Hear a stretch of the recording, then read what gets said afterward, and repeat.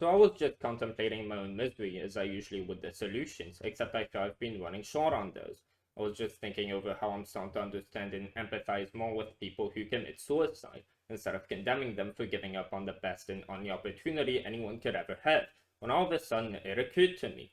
I'm sitting here at the gym, knowing I have every chance to succeed, but don't have the motivation, not knowing what to think, how to bear my shame, how to make the most out of a life I struggle to see anything other than misery in. But then it hit me. And this is pretty trivial stuff, but some people can't walk. Some people have never had arms or legs. And if they were to grow what I have all of a sudden, they would never want to kill themselves. Doesn't matter what my suffering feels like. They'd take my place with ease and be happy.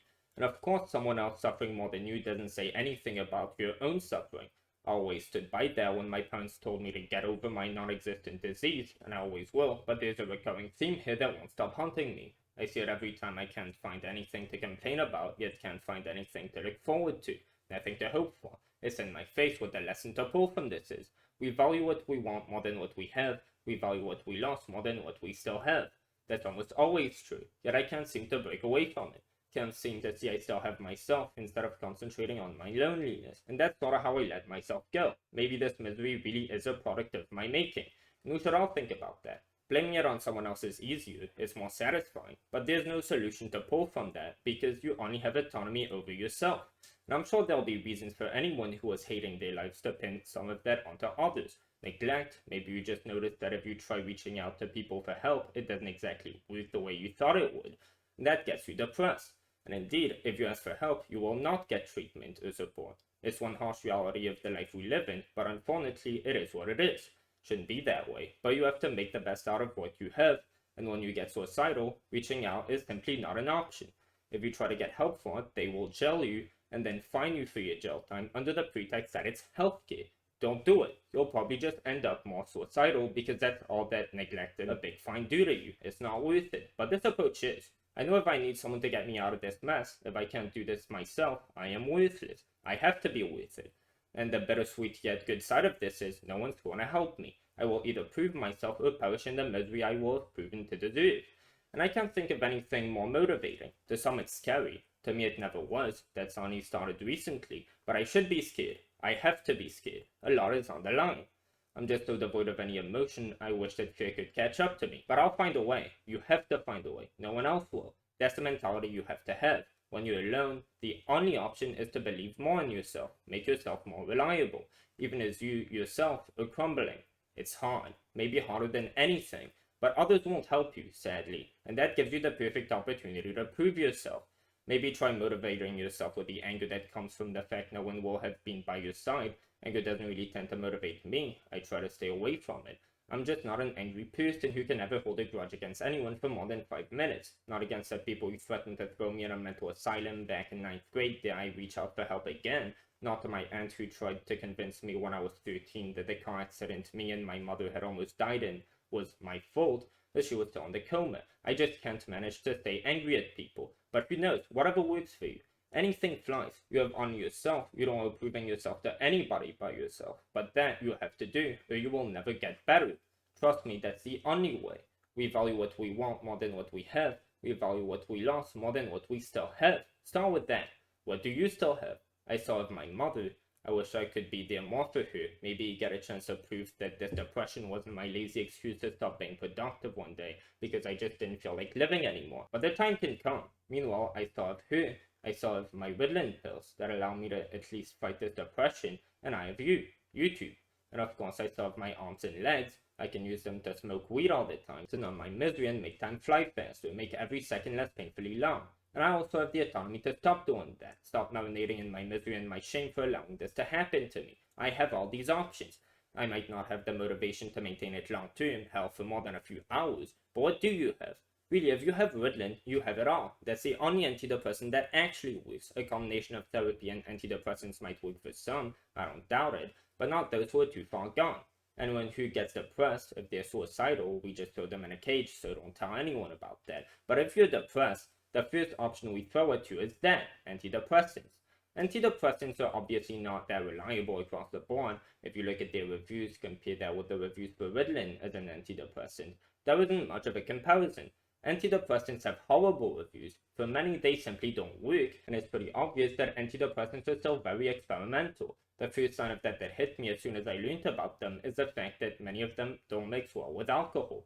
Now that makes sense on its face. Many drugs don't mix well with alcohol. Nothing you shouldn't expect here. But actually it doesn't really make sense considering what illness you're trying to beat.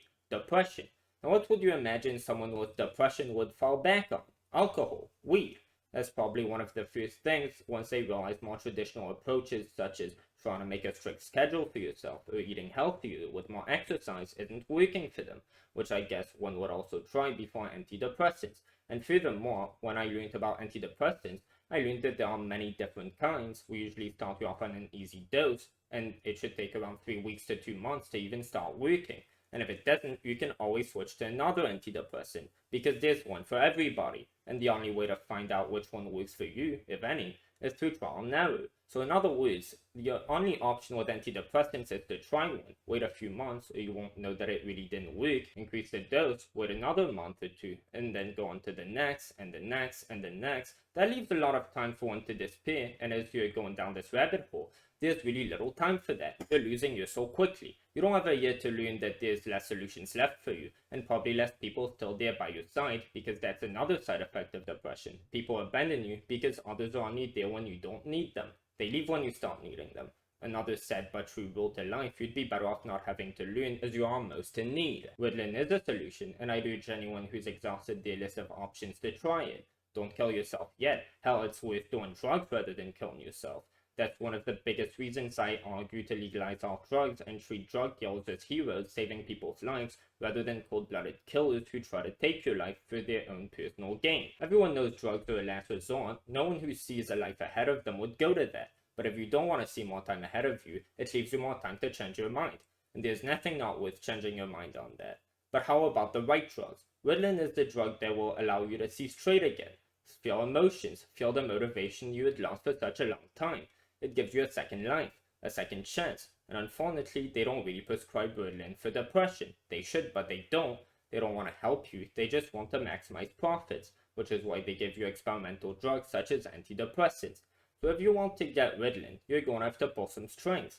Pretend to have ADHD. Now, for me, it wasn't hard. I do have ADHD, and I don't necessarily use Ritalin to treat that. But I'd imagine you could try pulling an ADHD card. Tell your doctor you have it and make a convincing case for yourself. Your life may depend on it. Now again, that's not necessarily the solution for you.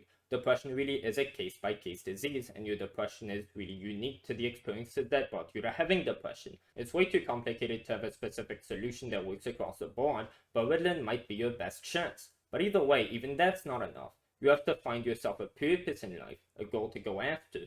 You have to find a passion, pursue it. And I can't really speak to that or how to find that in you, since I've always been passionate about everything since I was a child. And I'm now trying to find this passion and desire to get everything out of life again. That's where my dream starts, and from there I won't run out of things to be passionate about. Again, case by case. But one thing everyone with depression should know is that you don't have others. Others won't be there for you when you need them the most, but you will be there. This has to come from you. You are there. You have to be stronger. And this life is your one chance to prove yourself. Think of all the heroes you see, everyone who's made a legacy for themselves, who are actually respected because they built their own legacy instead of having it handed to them by their families and connections. What do these people all have in common? What's their story? Well, one common theme you'll realize is that these people tend to have a phase in their life where they were miserable, they had no one, they were losing hope, they were at their lowest, and somehow they managed to make a comeback. Again, you value what you lost more than what you have, and depression makes you lose everything. Your self-worth, your self-confidence, everything that is dearest to you. Gaining that back might bring you scars, and that harsh realization that no one was there for you when you needed them isn't necessarily the best for your well-being either. But you know what is?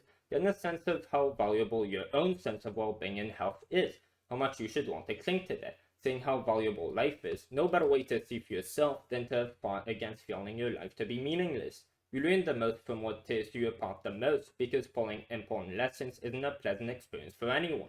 But who are you without those? Tell me, would you rather live the average person's life, never live any real torment, be fairly happy with yourself, and therefore never have any reason to push yourself to become better, just carry out the average life so you can end up dying like any other average person who won't have had much of a legacy with the, 60 years they will have had to make something out of their lives? Or would you rather be living what you're living now and then 5 years down the line, maybe 10, actually become somebody now that you have the chance and make the most out of it because now you know what you were missing out on?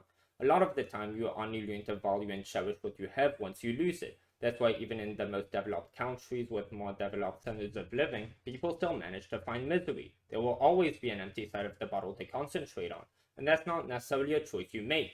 But I say even a chance at a legacy, it's living a life you know you can't afford to miss out on again. That's with any misery and every chance of never getting better, because life really is this valuable.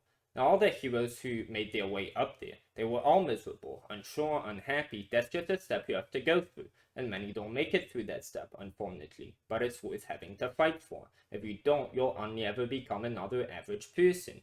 Is it worth all that misery after all? You tell me. But this is a fight you have to win, and remember, when you're still miserable, don't see it as a roadblock. See it as an opportunity. Learn to switch your mindset inside out. Don't just blame yourself before blaming others, but realize there's no point in demonizing yourself. This can happen to everyone, and this isn't proof of your lack of self-worth.